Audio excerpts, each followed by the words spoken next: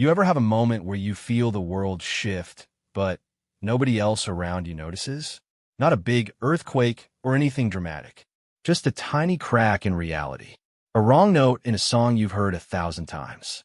That happened to me last Tuesday, and it happened because of an old man who didn't say a single word. My name's Danny. I'm a street photographer, which is a fancy way of saying I hang around tourist spots with a camera and try to sell framed prints to people who'd rather just use their phones. But I've been doing it for 7 years, right outside the gates of Buckingham Palace. I know that pavement better than my own kitchen floor. It was a gray morning, not raining, but the kind of heavy London sky that sits on your shoulders. The kind that makes all the red phone boxes look even redder, and the gold on the palace gates look a little sad. Tourists were already clustered 3 deep at the railings. A family from Ohio in matching raincoats. A couple of German teenagers vaping and laughing. A Japanese woman with a professional video rig. The usual. The changing of the guard wasn't for another hour. So the old guard on duty, the real one, the one who stands motionless inside his little wooden hut, was just doing his thing, staring straight ahead. Bearskin hat, so tall it looked like he might tip over. Fingers pressed to the seam of his trousers. A statue in a wool uniform. I knew this guard. Not personally, but I saw him every day for almost a year. Young guy, mid-20s maybe, pale skin, red hair poking out from under that massive hat. He had a tiny freckle on his jaw, just above the strap. I called him Red in my head. He never knew that, of course. He couldn't know anything. He was a guard, a machine in a box. Or so I thought. Build tension. At 11:17 a.m., I remember because I checked my watch, bored out of my skull. Something changed in the air. You know that feeling when a subway train breaks too fast and everyone's ears pop? It was like that, but silent. The crowd didn't react. But I did, because I saw a man walking toward the guard hut who did not belong. He was old, maybe 75, maybe 80. Hard to tell. He walked with a cane, but not because he was frail. He walked like the cane was a formality, like his real problem was that he'd forgotten how to walk slowly. His spine was still straight, his shoulders still back, and he was wearing a long gray coat, the kind that cost money 20 years ago and had been cared for ever since. But here's the thing that stopped my heart. Under that coat, just for a second, I saw a flash of scarlet. A uniform, not the modern one, the old wool, the kind with brass buttons that don't reflect light the same way anymore. He was a retired guard. Had to be. The man stopped about 10 feet from Red's hut. He didn't push through the tourists. He didn't wave or call out. He just stood there, waiting. His free hand was clenched around something small, a coin, maybe, or a medal. I couldn't see. A little kid with a balloon bumped into the old man's leg. The kid's mom apologized in Spanish. The old man didn't react. He just kept staring at Red. And Red? Red blinked. That's not supposed to happen. You've seen the videos. Those guards don't blink. They don't scratch. They don't exist as humans. But I saw it. A slow, deliberate blink. Like he was waking up from a very long dream. People around me started to notice something was off. Not the old man, but the silence. The crowd was still chattering, but the space between the old man and the guard had gone dead quiet. A bubble of nothing. Even the pigeons stopped fighting over a chip. The old man took one step forward. Just one. The cane tapped the wet pavement. Top! Then he stopped. Red's jaw moved. Barely. A millimeter. Like he wanted to say something, but couldn't. And then the old man nodded. Once. Slow. Deep. The kind of nod that isn't a greeting. It's a goodbye. A recognition. A handshake from 10 feet away that nobody else could hear. Red's eyes, those frozen, empty, ceremonial eyes, changed. They got wet. Not crying. Not yet. Just wet. A glass of water left in the rain. The old man turned around. Didn't look back. Walked toward the gates, toward the park, toward whatever train or taxi or memory was waiting for him. The cane tapped. Top! Top! Top! And then the sound got swallowed by a tour guide with a loudspeaker announcing the history of the Victoria Memorial. I looked at Red. His face was stone again. The blink was gone. The wetness was gone. But his left hand, the one closest to his body, the one the tourists couldn't see, had curled into a fist. Climax. Part 1 end. I did something stupid. I followed the old man. Not far. Just past the gates. Just to the edge of the crowd where the street vendors sell those terrible royal family tea towels. I caught up to him near the statue of Queen Victoria, looking like she'd rather be anywhere else.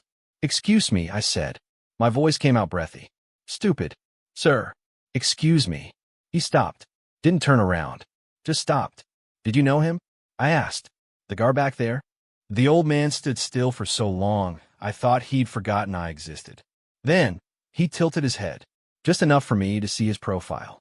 A nose that had been broken at least once. A scar cutting through his right eyebrow like a lightning bolt. Old eyes. Not tired. Old. There's a difference. He looked at me, opened his mouth, closed it, and then he reached into his coat pocket and pulled out a photograph. Creased. Folded into eighths. Yellow around the edges like it had been in a fire or a wallet for 50 years. He handed it to me. I looked down. 2 young men in Royal Guard uniforms. Full dress. Bearskins. The old black and white kind of photo where everyone looks like they're about to go to war or a wedding, can't tell which. They were smiling. Guards aren't supposed to smile in photos. But these 2 were. Arms around each other's shoulders. A London street behind them that didn't exist anymore. Maybe the 1970s. Maybe earlier. One of them was the old man. Younger. No escar. No cane. Just a kid in a big hat, grinning like he'd won something. The other one looked exactly like Red. Same face. Same freckle on the jaw. The old man took the photo back. Folded it carefully. Put it in his pocket. Then, he looked at the palace gates, at the crowd, at the gray sky. And he nodded again. Just once. At nothing. At everything. Then he walked away. And this time I didn't follow. Part 2 resolution, so far, and deeper tension. I stood there for a good 5 minutes after the old man disappeared into St. James's Park. The photo was burned into my eyes. 2 young guards. Brothers, maybe, or friends, so close they might as well have been. And one of them, the one who looked like Red, had a face I'd just seen on a 25-year-old man standing in a wooden box. That doesn't make sense. I know it doesn't. Photos from the 1970s show people who are now in their 70s, not people who are in their 20s. Not unless. I shook my head. No, ghost stories are for tourists. For kids. I'm a photographer. I deal in light and shadow and the way things actually look. But I couldn't let it go. I went back to my usual spot near the gate, the one where I lean against the railing and pretend I'm not watching the same thing every single day. The changing of the guard started. The band played something jaunty. The new guards marched in with their shiny boots and their perfectly straight spines. The crowd cheered and filmed and elbowed each other for better angles. Red marched out. He was one of the ones leaving, not staying. He fell into formation with the others, his face blank, his eyes forward, his big hat bouncing slightly with each step. He looked like every other guard, like nothing had happened. But I knew his left hand had made a fist. I followed the procession, not closely, just enough to keep them in sight. They marched down the mall, past the crowds, past the statues, toward Wellington Barracks. Tourists peeled off. Families went back to their ice cream and their arguments about where to eat lunch. By the time they reached the barracks gates, only a handful of people were still watching. And then I saw something weird. Red broke formation. Just for a second. Just a half step out of line. His head turned, not much, barely a few degrees, and he looked back. Toward the palace. Royal Guard veteran visits Buckingham Palace. A few news stories about old soldiers getting medals. Nothing about a man in a gray coat who wouldn't speak. Guard looks like grandfather photo. Stupid. I knew it was stupid. But I typed it anyway. And that's when I found a forum. One of those deep-cut military history sites with a blue background and font from 2003. A thread called The Faces We Leave Behind. It was about guardsmen who had died young. Accidents. Illnesses. A few from the troubles in Northern Ireland. A few from things the posts didn't name. I scrolled for an hour. 2 hours. My eyes hurt. My neck hurt. The kebab shop downstairs started playing loud music, and I barely noticed. Then, I found a post from 2016. A username I can't remember now. The post said, My father served from 1972 to 1985. Best guardsman they ever had, or so he said. He never talked about his first partner, the one he trained with, the one who died in 74. But every year on the anniversary, he'd go to the palace and stand where they used to stand together. He never told me why. He just said, some nods don't need words. My hands were shaking, not from the coffee, from something else. I clicked on the user's profile. Last active, 2018. No other posts. No way to contact them. But I didn't need to contact them, because I already knew. The old man had lost someone. Someone who looked exactly like the young guard I saw every day. And that someone had died in 1974. 50 years ago. Long before Red was born. So how? The realization, climax of part 2, I went back to the palace the next day. And the next. And the next. I didn't see the old man again. But I watched Red. Really watched him. Not as a subject for photos. As a person. Here's what I noticed. He had a habit of shifting his weight to his left foot every 17 minutes. Exactly. I timed it. Not a fidget. A rhythm. Like a heartbeat he couldn't stop. He had a tiny scar on his left thumb, just below the nail. The kind you get from a knife slip or a broken glass. And sometimes, rarely, but sometimes when the crowd was thin and no one was looking too hard, his eyes would drift to the left, toward the same spot where the old man had stood. And his mouth would move. Not words, just a shape, a syllable that never got spoken. I started asking around. The other vendors, the street sweepers, an old security guard named Trevor who'd been at the palace for 30 years. That young redhead, I said to Trevor on the 4th day. The guard. What's his story? Trevor chewed on his sandwich. Looked at me like I'd asked him to reveal the crown jewel's location. Why you want to know? Just curious. Curious gets you moved along, he said. But then he sighed. He's a good kid. Quiet. Too quiet, if you ask me. Some of the lads go out after shift. Have a pint. He goes straight back to the barracks. Sits in his room. Doesn't talk to anyone. Does he have family? Trevor shrugged. Never mentioned any. But I saw a photo once. On his phone. Old one. Black and white. 2 guards. He looked at it like it was a religious icon. My stomach turned over. Did you see the faces? I asked. Nah. He put away fast. But I'll tell you something strange. Trevor lowered his voice. Last week, he asked for a specific posting. The main gate. The hut. He never asked for anything. But he asked for that. And he's been there ever since. Last week. The old man had come last week. He was waiting for someone, I said. Not a question. Trevor didn't answer. Just finished his sandwich and walked away. The second visit, false hope, I almost gave up. Almost told myself I was making connections that weren't there. That old soldiers visit the palace all the time. That coincidences happen. That grief looks like whatever you want to look like. But then, on the 9th day, the old man came back. Same gray coat. Same cane. Same straight spine. But this time he walked slower. Much slower. Like every step cost him something he couldn't afford to lose. The crowd was heavier that day. A school trip from France. A wedding party taking photos by the gates. A man in a business suit shouting into his phone about quarterly earnings. Nobody noticed the old man except me. He stopped in the same spot. 10 feet from Red's hut. The same distance. The same angle. Red saw him. I know he did, because his right eye twitched. Just once. A muscle memory of recognition. The old man didn't nod this time. He just stood there, breathing. The cane trembled in his hand. And then, for the first time, he spoke. Not to Red. To himself. A whisper, so quiet I had to lean forward to catch it. I'm sorry, Charlie. Charlie. Red's name wasn't Red. It was Charlie. Or the old man thought it was. Or someone else's name. Someone for 1974. Someone with the same face. The old man closed his eyes. When he opened them, they were wet. Not crying. Just wet. Like Red's had been. He turned. Walked away. Didn't look back. I chased after him. I know I shouldn't have. But I did. Sir, I said. Please. Just tell me who you are. Tell me why you keep coming. He stopped. Turned.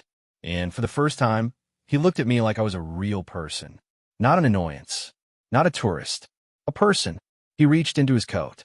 Pulled out the photograph again. Held it up. Then, he pointed at the younger version of himself.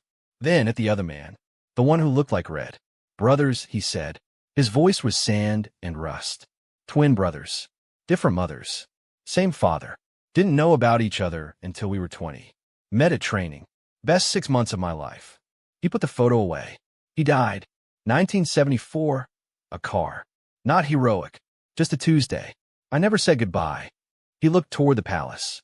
Toward Red's hut. That boy out there. He's his grandson. Never met him. But he has his face. His walk. His silence. A pause. I had to see it. Just once. Twice. One more time. Why won't you talk to him?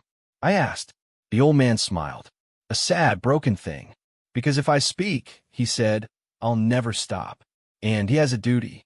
And I have a ghost. And those two things don't belong in the same room. He walked away. The cane tapped.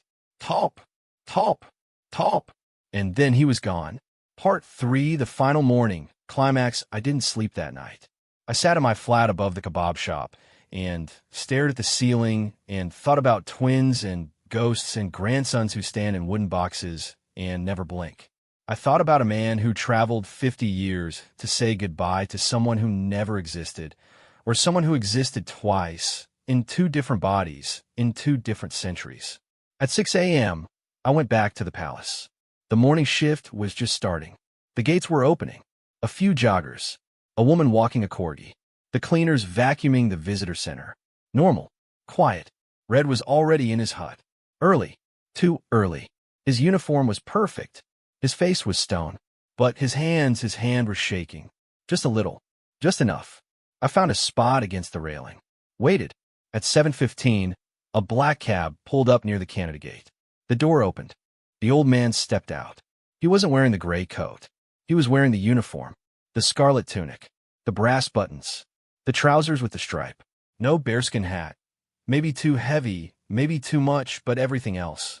Medals on his chest, I didn't recognize. A sword at his hip, a cane still in his hand, because some things don't heal. He walked toward the hut. The few people around, a jogger, a street sweeper, a lost tourist with a map, stopped and stared. Because this wasn't a tourist in a costume. This was real. This was old wool and older grief. The old man stopped 5 feet from Red. Not 10. 5. Closer than he'd ever been. Red didn't move. Couldn't move. The rules. The duty. The wooden box. But his eyes. God, his eyes. They were full. Not wet. Full. Like they were holding back a flood. The old man stood there for a long time. A minute. 2 minutes. The jogger took out her phone. The street sweeper leaned on his broom.